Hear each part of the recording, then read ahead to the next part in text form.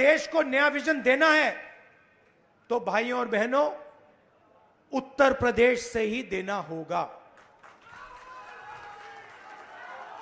और उत्तर प्रदेश ने मैसेज दिया है कि इंडिया गठबंधन, समाजवादी पार्टी और कांग्रेस पार्टी को हम चाहते हैं, देश में चाहते हैं और उत्तर प्रदेश में भी हम चाहते हैं। मित्रों, प्रियंका गांधी और राहुल गांधी आज रायबरेली पहुंचे।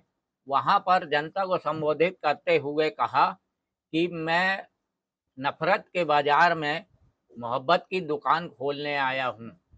आप लोगों ने जिस प्रकार से उत्तर प्रदेश में भारी संख्या में इंडिया गठबंधन को जिताया है, वैसे ही पूरे देश में होना चाहिए था, परंतु आप लोगों ने इतने वोटों से मुझे जिताया है, धन्यवाद के पात्र हैं।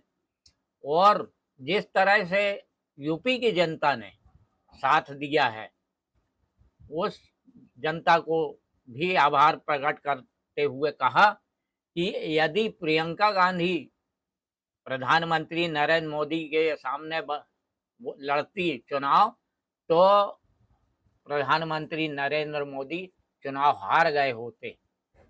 बोले अयोध्या में भी देखो बीजेपी हार गई। तो आइए सुनते हैं और आगे क्या कहते हैं।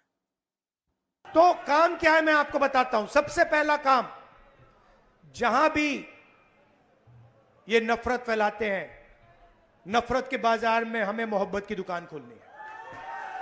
आपने देखा भाइयों और बहनों, अयोध्या की सीट हार गए, राम मंदिर बनाया, उसमें इनॉग्रेशन में एक गरीब व्यक्ति आपने नहीं देखा होगा, एक किसान नहीं था, एक मजदूर नहीं था, एक पिछड़ा नहीं था, एक दलित नहीं, आदिवासी राष्ट्रपति से कहते हैं तुम यहां नहीं आ सकती। और आपने वहां पे देखा अदानी जी खड़े थे, अंबानी जी खड़े थे, देश के अरबपति खड़े थे, पूरा बॉलीवुड खड़ा था, क्रिकेट की टीमें खड़ी थी, मगर एक गरीब व्यक्ति नहीं खड़ा। तो जवाब अयोध्या की जनता ने भी दिया है। और सिर्फ अयोध्या में नहीं भाइयों और बहनों, सिर्फ अयोध्या में नहीं, वाराणसी में जान बचा के निकले हैं प्रधानमंत्री।